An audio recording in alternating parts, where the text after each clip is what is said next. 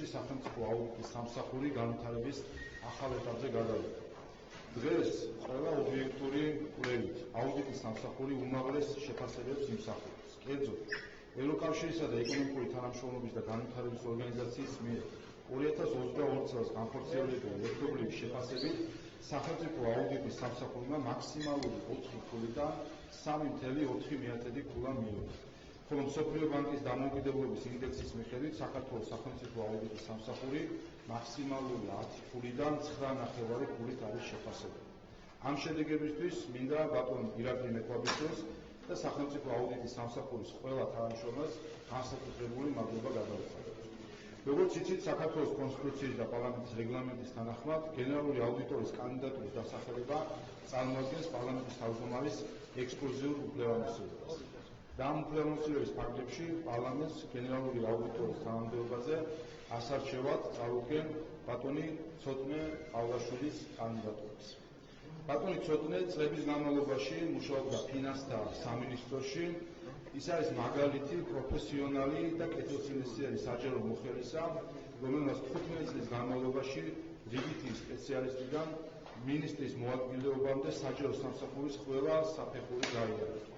მინისტრის მოადგილის რანგში მისი ზედამხედველობის ქვეშ იყო აუდიტორული საქმიანობები და ის სიღრმისეულად იცნობს ამ სფეროს. 2013 წლიდან ის ამავდროულად გახლავთ სახელმწიფო ხაზინის უფროსი.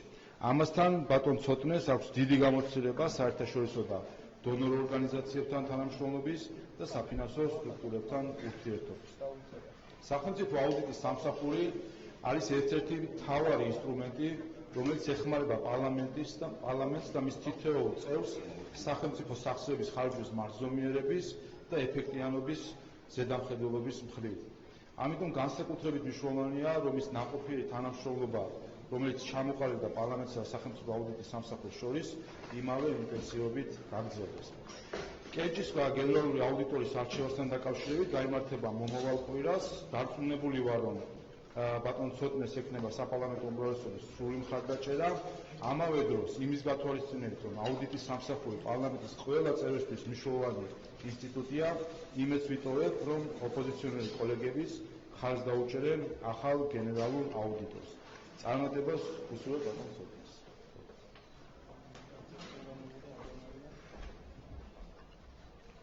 მოგესალმებით. დიდი მადლობა მინდა გადავუხადო პარლამენტის თავმჯდომარის ბატონ შალვა პაპუაშვილის გამოცხადებული მაღალი ნდობისთვის და ჩემი კანდიდატურის წარდგენისთვის გენერალური აუდიტორის თანამდებობაზე. ასევე მინდა მადლობა გადავუხადო ფინანსთა სამინისტროს მაღალ პროფესიონალ და ძალიან კარგ გუნდს.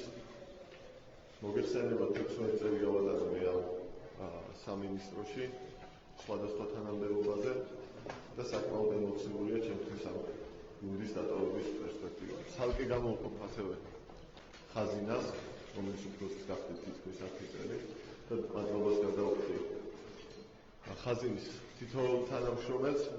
ჩვენ ძალიან ბევრი გავაკეთეთ ამ დროის მანძილზე ქვეყნის ფისკალური მდგრადობისთვის, ასევე საბიუჯეტო სექტორში აღრიცხვიანობის მოწესრიგებისთვის და ბიუჯეტის გამჭვირვალობისთვის. რაც შეეხება ჩემი გენერალური აუდიტორის თანამდებობაზე წარდგენას, მინდა გითხრათ, რომ აბსოლუტურად გაცნობიერებული მაქვს ის უდიდესი პასუხისმგებლობა, რაც დამტკიცების შემთხვევაში გამეკისრება.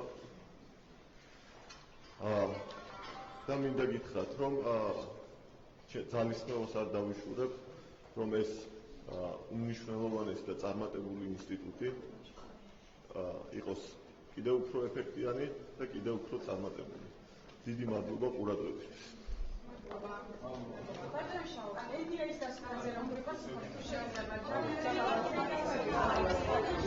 Bye.